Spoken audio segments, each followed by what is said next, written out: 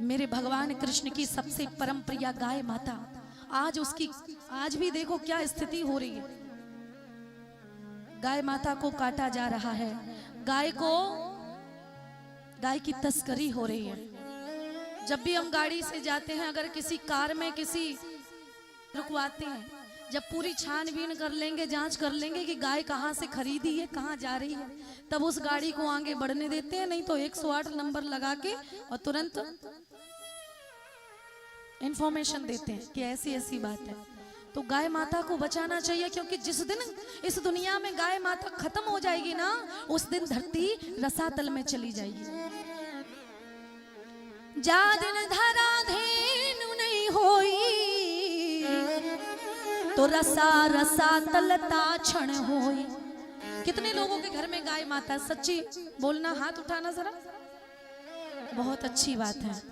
आपके घर के बच्चे कभी भी रोगी नहीं बनेंगे जब तक गाय माता आपके घर में है।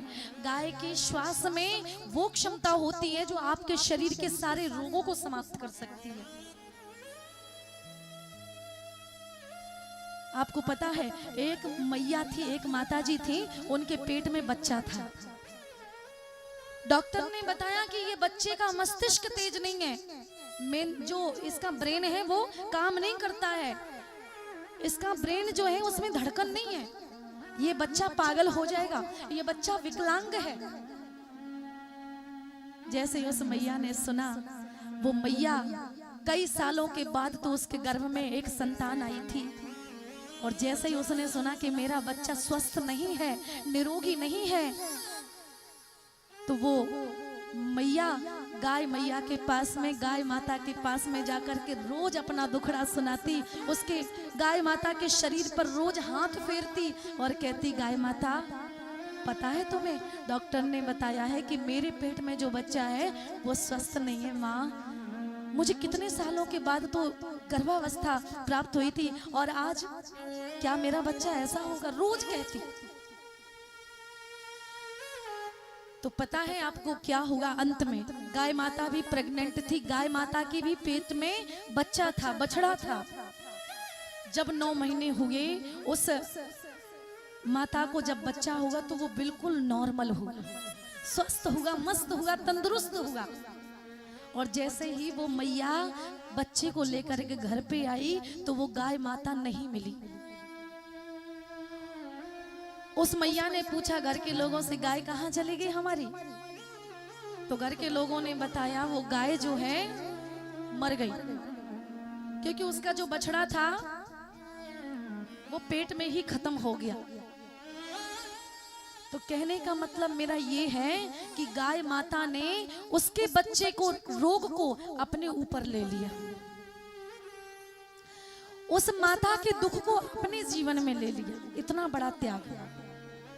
आप गाय माता को अगर दुख सुनाते हो कि मुझे ये रोग है, मुझे ऐसा है, वैसा है, तो गाय माता आपकी बात सुन करके जंगल जाती है, ऐसी औषधि सूंघ करके, ऐसी औषधि खा करके आती है जो कि दूध के द्वारा आपके शरीर में जब जाती है दूध, तो वो औषधि के कारण आपका वो रोग समाप्त हो जाता है। मैं व्यासपीठ से झूठ नहीं बोलूंगी, मेरा देखा हुआ प्रमाण है।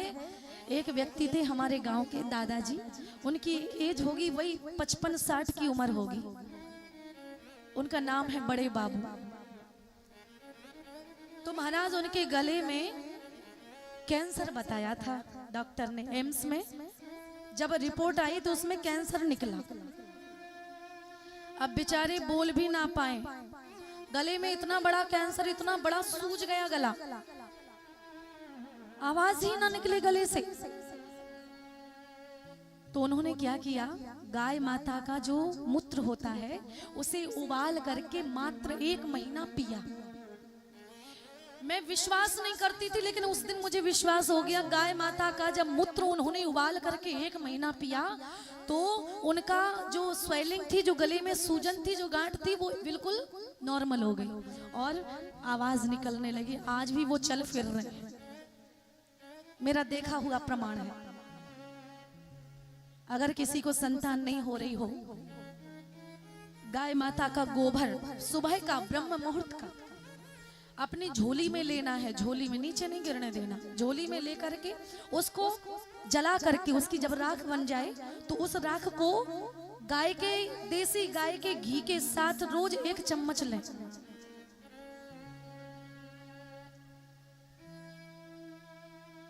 देसी गाय कौन सी होती है? जिसके पीठ पे कुबड़ होता है, वही देसी होती है। आपको जल्दी ही गर्भधारण होगा, आपके शरीर के जो रोग होंगे वो समाप्त हो जाएंगे। गाय माता के दूध में विटामिन डी होती है, जो कि सूर्य की किरणें ऑब्जर्व करने की जो क्षमता होती है वो गाय में होती है, इसलिए उसका दूध पीला होता है।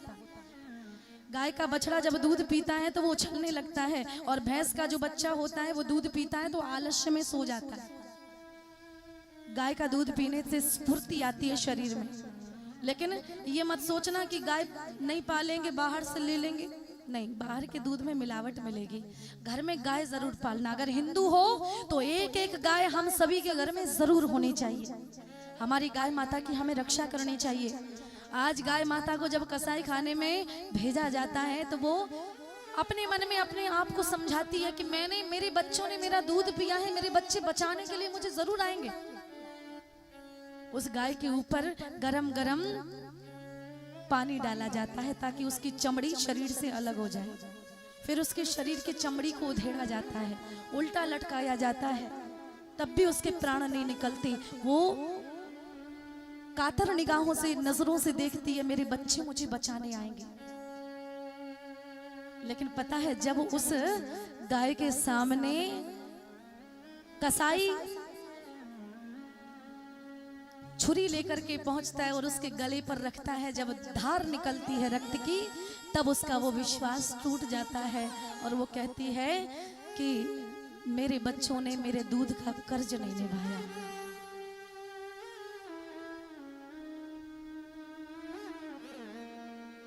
हिंदू तो गाय को नहीं खाते हैं, गाय को रोटी खिलाते हैं।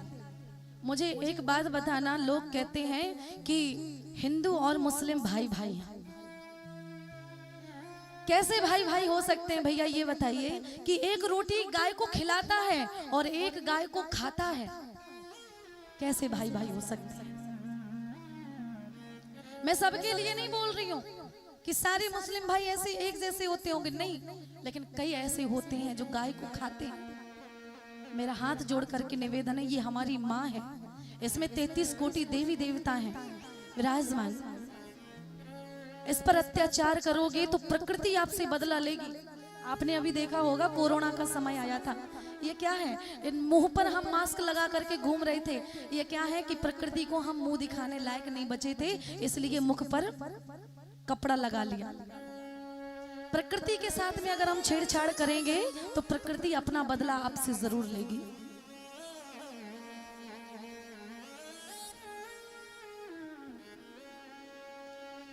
आज महाराज घर में कुत्ता पाले जा रहे हैं और बेचारी गाय माता पत्तल चाट रही हैं, जूठन खा रही हैं, प्लास्टिक खा रही हैं, तो कहां से हम सुखी रहेंगे? उसकी आत्मा क्या कहेगी? आज भी पूरे हिंदुस्तान में, भारत में एक त्योहार मनाया जाता है, बैल पोला, यानी कि बैल की पूजा होती है। अभी कुछ दिनों पहले था पोला अमावस्या। अमावस्या के दिन हम चित्रकूट गए थे। उसी दिन दुनिया भर में बैल की पूजा होती है। क्यों होती है? इसलिए होती है, एक समय था, आजकल तो देखो ये ट्रैक्टर चल गए हैं, जेसीबी मशीन चल गई हैं, लेकिन एक समय ऐसा था कि जब ये इलेक्ट्रॉनिक साधन नहीं थे तो वो बेचारा बैल ही किसान का भाई बन करके एक तरफ बैल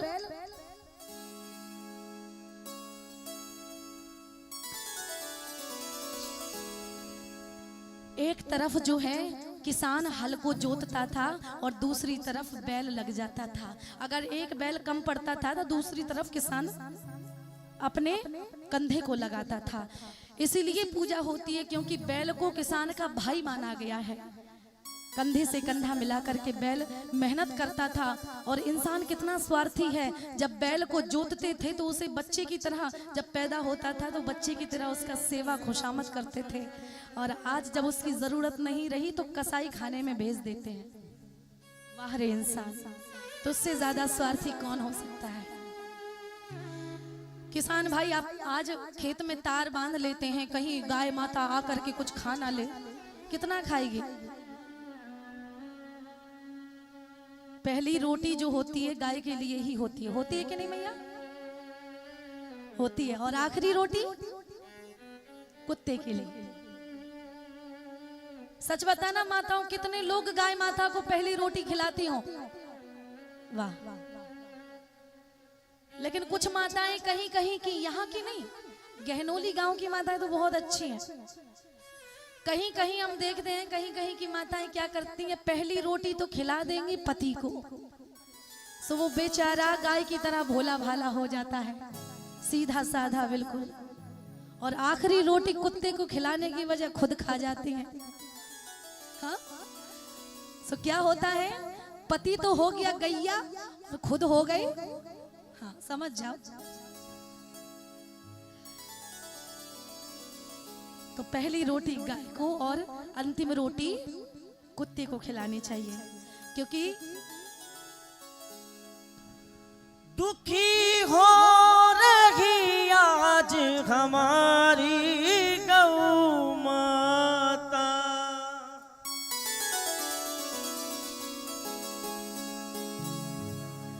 दर दर भटकती आज हमारी गौ माता।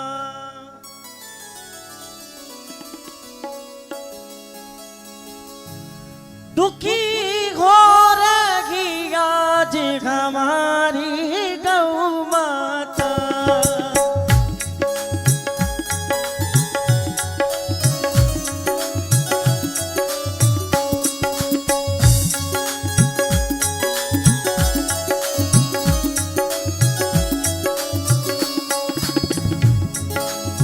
दुखी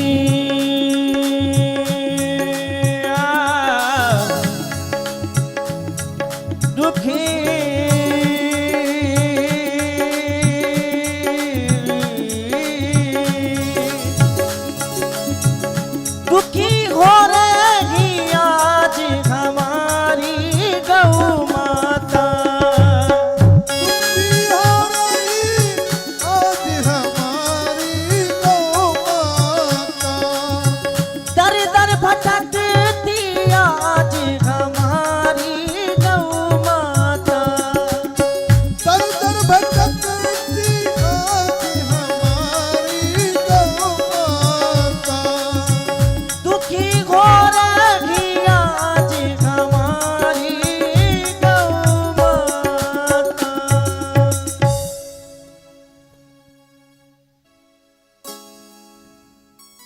श्री राधे। रामचंद्र कह गए सिया से, ऐसा कलयुग आएगा, हंस चुगेगा दाना पानी, कौआ मोती खाए। आज वही बात सिद्ध हो रही है, और ये बात मैं हंस के लिए नहीं कह रही हूं।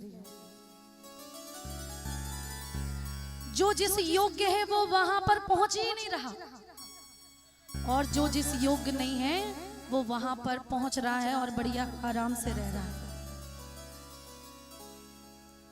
गाय माता को जूठन खिला रहे हैं लोग।